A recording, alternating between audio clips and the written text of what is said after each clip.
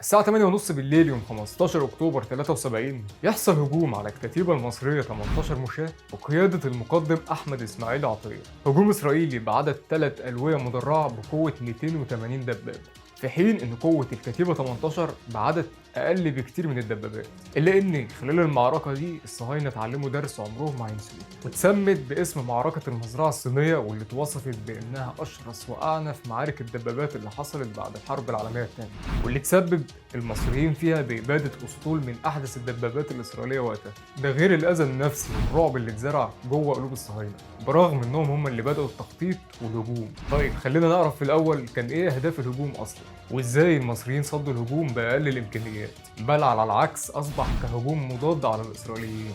خلينا نعرف مع بعض مجريات أشرس معركة دبابات حصلت بعد الحرب العالمية الثانية. وانزل دلوقتي اعمل لايك وسبسكرايب وخلينا نبدأ. أنا عصام عبد الحميد وده المفيد.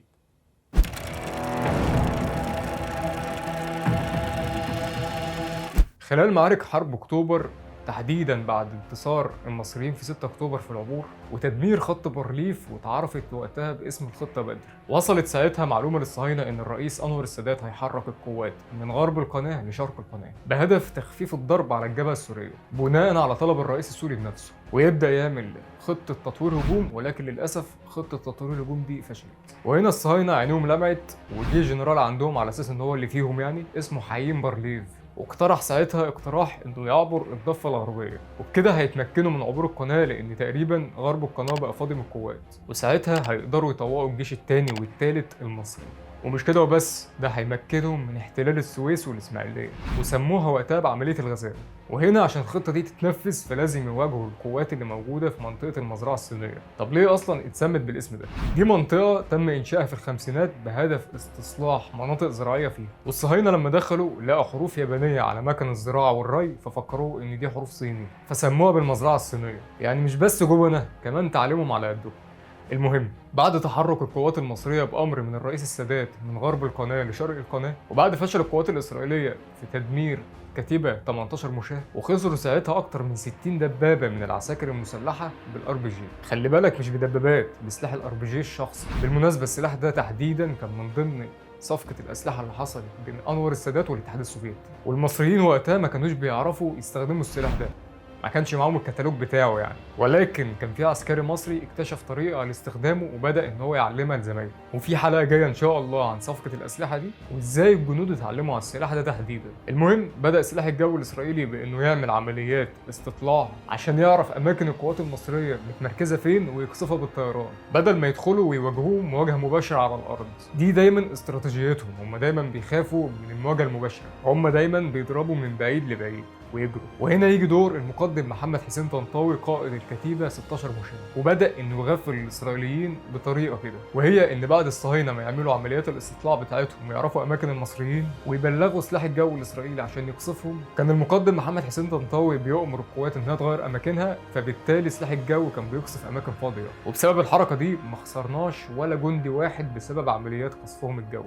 طبعا مع كل ضربه هم بيضربوها بالطيران مقتنعين ان هم كده بيطهروا المنطقه، وفضلت اللعبه دي شغاله لغايه ما الصهاينه خدوا الامان وقرروا ان هم يدخلوا بالويه المدرعات بتاعتهم عشان يبنوا جسور مائيه ويعبروا القناه. الا ان كانت المفاجاه بالنسبه لهم، بمجرد دخول ألوية المدرعات الإسرائيلية اللي كانت وقتها مكونة بثلاث ألوية مدرعة بقوة 280 دبابة، ده غير ألوية الدعم بقوة 300 دبابة بقيادة إبراهام دان، وفرقة تانية بقوة 200 دبابة بقيادة كلمان ماجد، بطرازات M60A1 الأمريكية وسنتريون البريطانية. كانت منهم فرقة دعم، والفرقة التانية تأمنهم بعد عبورهم، ده غير طبعا ألوية المظلات والطيران بتاعهم. ودلوقتي عايزك تتخيل كمية التسليح بتاعتهم دي اللي اتحولت بعد كده توابيت للي جوه الدبابات دي. لغايه كده الخطه اللي حطوها الاسرائيليين، وهي الهجوم على نقطه الدفرسوار عشان تمكنهم من بناء جسر وعبور القناه. وده كان هيحصل على 3 مراحل. اول مرحله هي هجوم فرقه ادان على جنوب الجيش الثاني وشمال الجيش الثالث، عشان تسهل بعد كده المرحله الثانيه لفرقه ارئيل شارون انها تخش من خلال ثغره الدفرسوار من غير مقاومه، وحتى لو اتبقى مقاومه بسيطه تقدر تقضي عليها في طريقها. اما المرحله الثالثه هي عبور قوات شارون ورجوع قوات أدان تاني عشان تأمنهم بعد العبور. نقطة الدفرسوار كانت ثغرة اكتشفتها أمريكا من خلال طيارة استطلاعية عندها اسمها SR-71 بلاك بيرد. وبالمناسبة الطيارة دي وقتها كانت متطورة جدا وما كانش حد يعرف عنها أي حاجة. الثغرة كان مكانها بين الجيش الثاني والثالث الميداني المصري، وساعتها أمريكا بلغتها للصهاينة عشان تستغلها لتطويق الجيشين. بس الجيش المصري كان عامل حسابه بحيث إن لو حصل أي ثغرة عسكرية على الجبهة يعرفوا يتصرفوا. وهنا على لسان اللواء أسامة إبراهيم أيام ما كان مقدم سنة 71 وبيحكي وبيقول إنه حضر مناورة عسكرية مع الفريق سعد الدين الشاذلي للتدريب على التعامل في حالة إن العدو صنع أي ثغرة عشان يخترق القوات. خلال المناورة دي اختاروا منطقتين وفعلا كانت من بينهم نقطة الدفرسوار ومنطقة تانية اسمها البلاح. وهنا فضل المقدم طنطاوي يراقبهم لغاية ما يطمن إن الصهاينة دخلوا المصيدة ويؤمر بضرب النار. أول ما المقدم طنطاوي إدى إشارة الضرب الإسرائيليين ما كانوش عارفين إيه اللي بيحصل ولا الضرب ده جاي منين.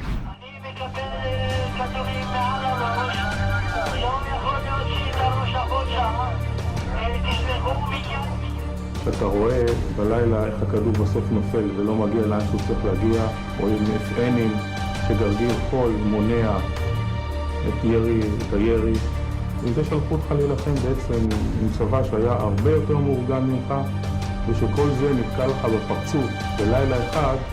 الشبه جدول. لانهم طبعا كانوا مطمنين ان منطقه المزرعه الصينيه اتطهرت بعد القصف الجوي بتاعهم، ووقتها كان مصدر النور الوحيد هو نور القذائف المصريه اللي بتخرج من الدبابات. وفي اللحظه دي كان دخل لواء كامل اسرائيلي في منطقه الضرب واتحاصر. נכנסנו חזק פנימה בקצב ונסענו פשוט מהר.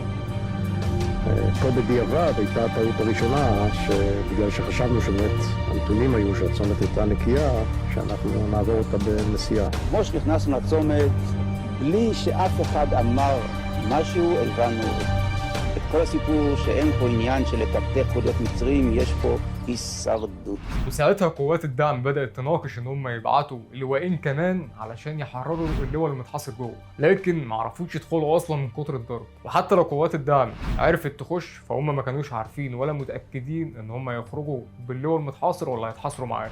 היינו בלב מערב מצרי עם אלפי חיילים. فجالهم فكرة تانية انهم يبعتوا قوات مظلات، ولكن كانت هتاخد وقت كبير عشان توصل، وساعتها اللواء اللي جوه ده هيبقى خردة. فكان القرار ان هيبعت لهم 2000 جندي مشاة، وبرضه فضل اللواء اللي جوه متحاصر. وعشان تدرك معاناة الصهاينة ساعتها فان القذائف كانت بتتضرب بمسافة اقل من كيلومتر. وعلى حسب شهادة جندي اسرائيلي وقت المعركة ان كان في جندي مصري دخل دبابته بالغلط وطلب منه سجاره او ولع على سجارته حاجه زي كده يعني، وكان مفكرها انها دبابه مصريه. المعركه استمرت لغايه الساعه 1:30 بعد نص الليل تقريبا. فخلال الخمس ساعات دي الدبابات الاسرائيليه اتحولت لمجرد توابيت للي جواهم بشهاده الاسرائيليين بنفسهم في الافلام الوثائقيه. واهم شهاده كانت شهاده موشي ديان في مذكراته، واللي بيحكي وبيقول انه ما شافش منظر ابشع من ده لا في الافلام ولا في اللوحات اللي بتتكلم عن الحروب. وبعد زيارته لمنطقه المزرعه الصينيه بعد المعركه قلب النص لم استطع اخفاء مشاعري عند مشاهدتي لها، فقد كانت مئات من العربيات والمدرعات الاسرائيليه مهشمه ومحطمه في كل مكان، وكان بيتمنى وقتها ان كل ما يقرب من دبابه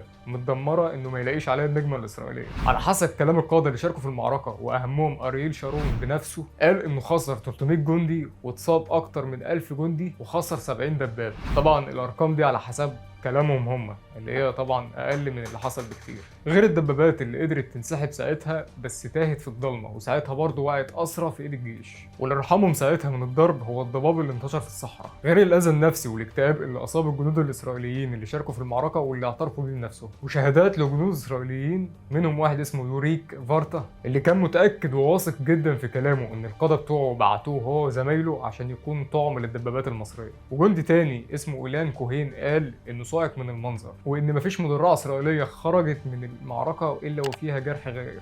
وشهاده ثالثه للجنرال عندهم اسمه موشي عفري أو عفري قلب النص: لقد فاجأنا الجنود المصريين بشجاعته، لقد تربيت أنا وجيلي إذا رأى جندي مصري دبابة إسرائيلية سيخلع حذاءه ويهرب، هذا لم يحدث، استيقظنا كلنا على الحقيقة المرة، المصريين لن تنخلع قلوبهم أمام الدبابات الإسرائيلية، ليس لدي تفسير لهذا الموقف سوى أنهم كانوا سكارى بالنصر. هو كان عامل حسابه ان المصريين لما يشوفوا الدبابات الاسرائيليه هيخافوا ويجروا، ولكن حصل العكس، كانوا بيلفوا ويطوقوا الدبابات لغايه ما يجيبوها على الارض.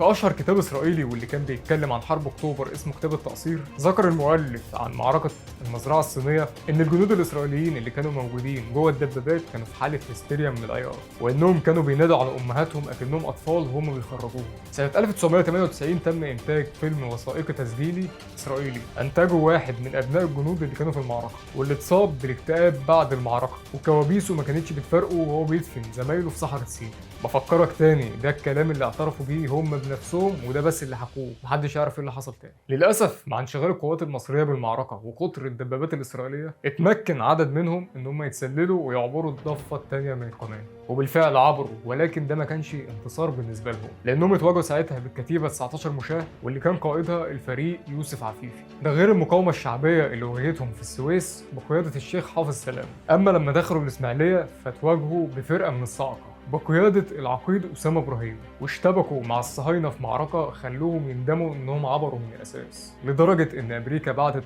وزير خارجيتها للرئيس السادات عشان بس يخرج القوات الإسرائيلية. الصهاينة كانوا متخيلين إن هم هيسيطروا على السويس والإسماعيلية بسهولة مجرد ما يعبروا، وعلى حسب الخطة اللي حطوها إن هم كانوا ناويين يزحفوا على القاهرة كمان. في النهاية معركة المزرعة الصينية هتفضل من أهم وأعنف معارك الدبابات اللي حصلت في التاريخ الحديث، وبتدرس لغايه دلوقتي في معظم الكليات العسكريه في العالم عن صلابه الجيش المصري باقل الامكانيات. وانت كمواطن مصري او عربي عموما تدرك ان الجيش المصري سبب اذى نفسي ورعب العدو برغم ان هو اللي معتدي، ومهما كانت حيله ومكره فهتفضل الارض محفوظه من ربنا. لو عجبك محتوى الفيديو ما تنساش تعمل لايك وسبسكرايب.